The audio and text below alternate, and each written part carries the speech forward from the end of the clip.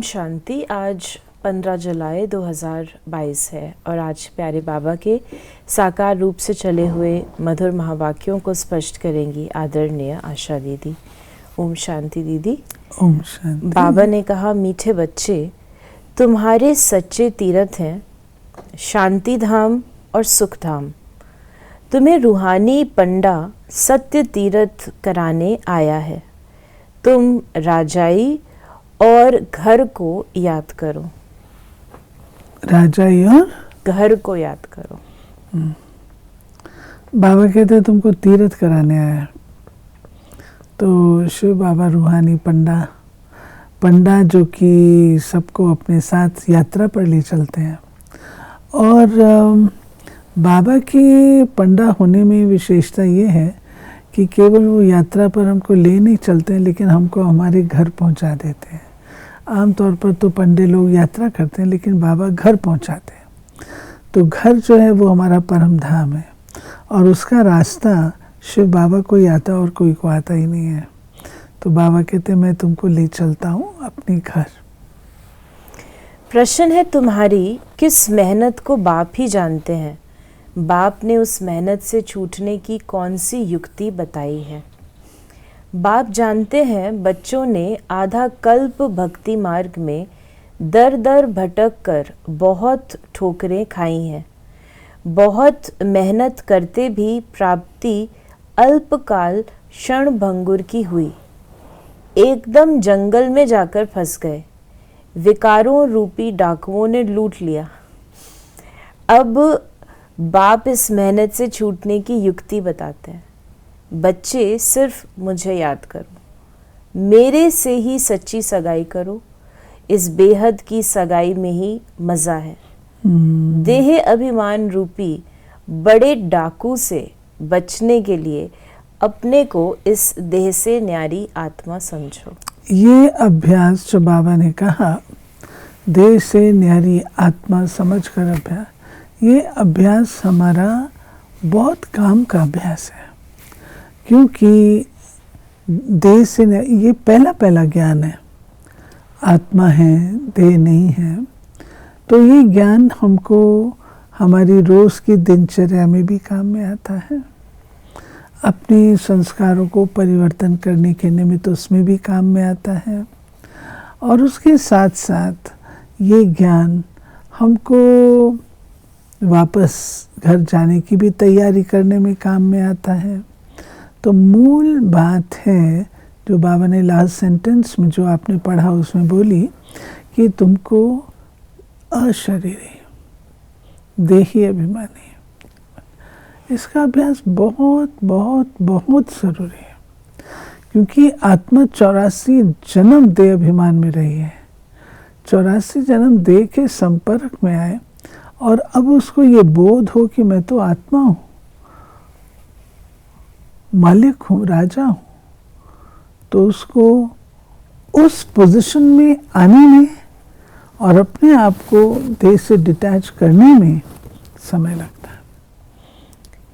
गीत है ओम नमो शिवाय। ओम शांति। बच्चों को रिफ्रेश करने के लिए रिकॉर्ड भी काफ़ी होते हैं। इसलिए बाप कहते हैं और फर्नीचर आदि तो घर में लाया जाता है, 5-7 रिकॉर्ड भी घर में रखो। भल बाल बच्चे भी रिकॉर्ड सुने तो भी नशा चढ़े। महिमा तो सारी एक बाप की करते हैं। बाबा ने कहा कि परंतु इस समय कोई उनको जानते नहीं और मनुष्यों की ढेर महिमा करते हैं। फॉरेन के कोई आदमी आते हैं तो उनके दर्शन करने के लिए जाते हैं। बाप को सिर्फ बच्चे ही जानते हैं। एक ही बाप है जो पतित दुनिया से पावन दुनिया में ले जाते हैं।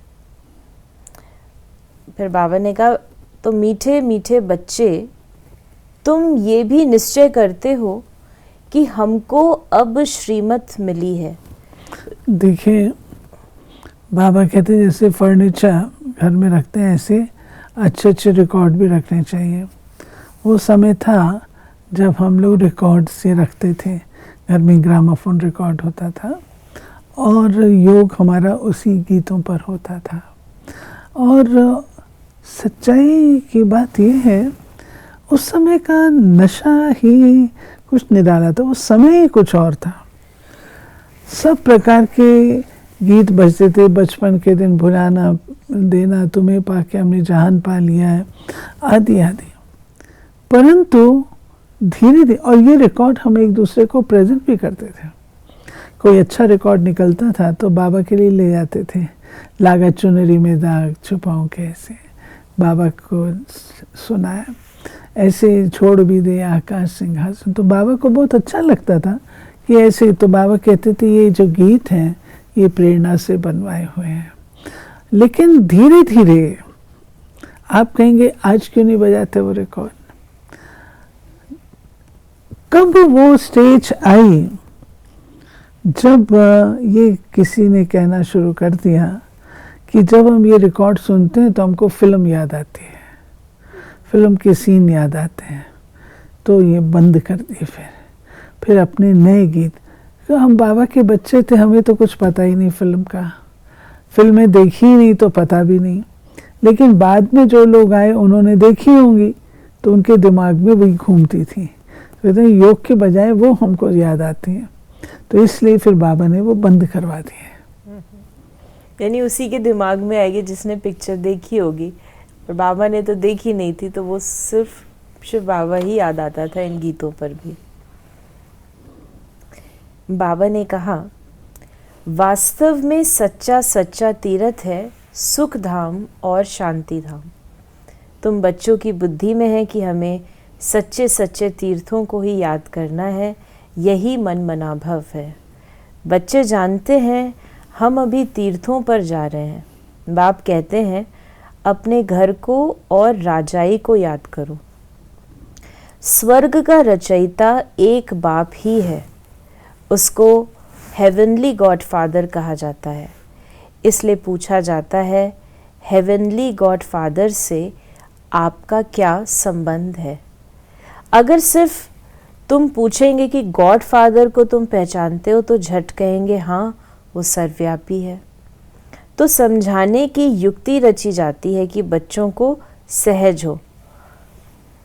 फिर बाबा ने कहा, पुरुषार्थ तो किया जाता है अच्छी प्रारब्ध पाने के लिए, परंतु तुम जानते हो अभी हमारी चढ़ती कला हुई नहीं है और ही गिरते आए हैं। कितना माथा मारते रहते हैं। भक्ति मार्ग में कितनी मेहनत की, धर धर भटकते रहे। फिर बाबा ने हम बच्चों को कहा कि वैसे तुमने जो इतनी बाबा ने ये कहा हम बच्चों को कि देखो तुमने कितनी मेहनत की है हाल। क्यों मेहनत तुमको लगी? क्योंकि परिचय नहीं था, लक्ष्य नहीं था, ज्ञान नहीं था, स्पष्टता नहीं थी। बाबा जब आते हैं तो सब बात स्पष्ट करते हैं। पहले तो अपना परिचय देते हैं, मैं तुम्हारा पिता हूँ और मैं पिता त्रिकालदर्शी हूँ, जानी जाननहार हूँ, करण करावनहार हूँ।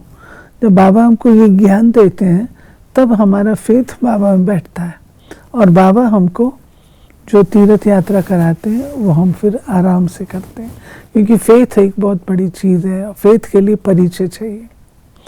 बाबा ने कहा, हाँ आज बच्चा जन्मा खुशी हुई, कल मर जाता है तो रोने लग पड़ते हैं। दुनिया की हालत देखो अब क्या है। अब तुम जानते हो बाबा आया हुआ है, वही सद्गुरु है। वो गुरु लोग तो अनेक प्रकार के हैं, रास्ता बताते हैं।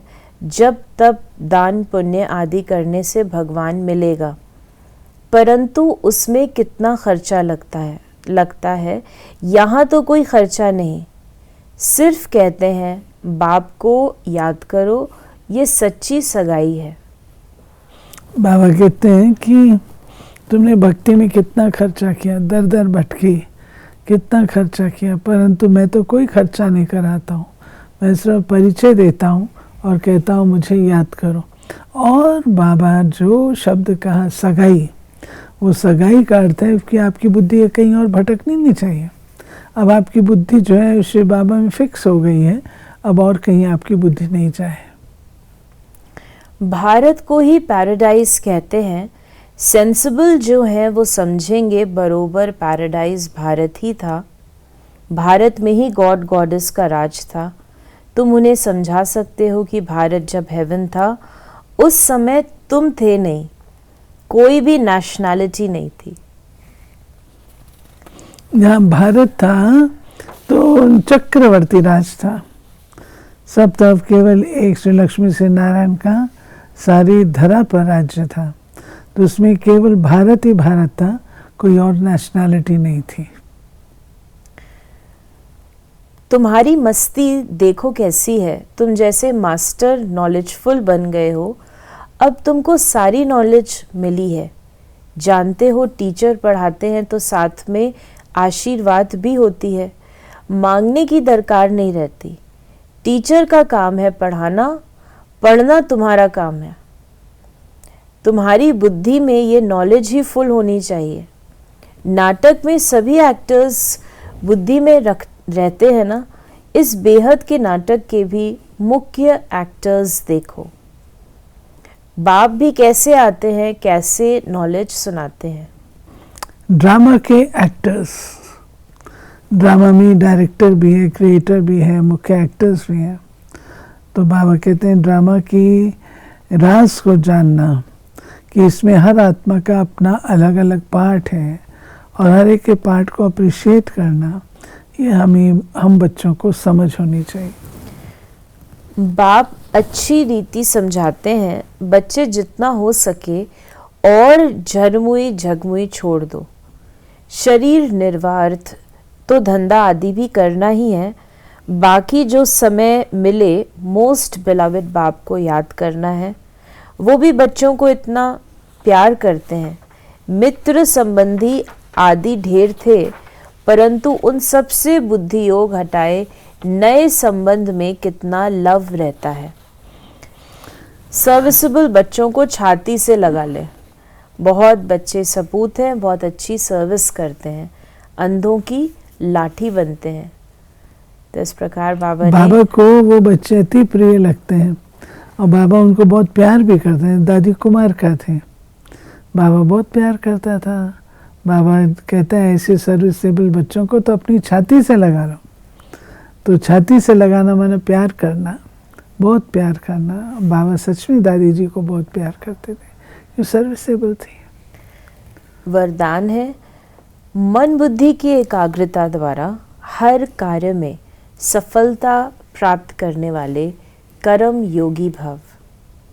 दुनिया वाले समझते हैं कि कर्म ही सब कुछ है, लेकिन बाप दादा कहते हैं कि कर्म अलग नहीं, कर्म और योग दोनों साथ साथ हैं। ऐसा कर्म योगी कैसा भी कर्म होगा उसमें सहज सफलता प्राप्त कर लेगा।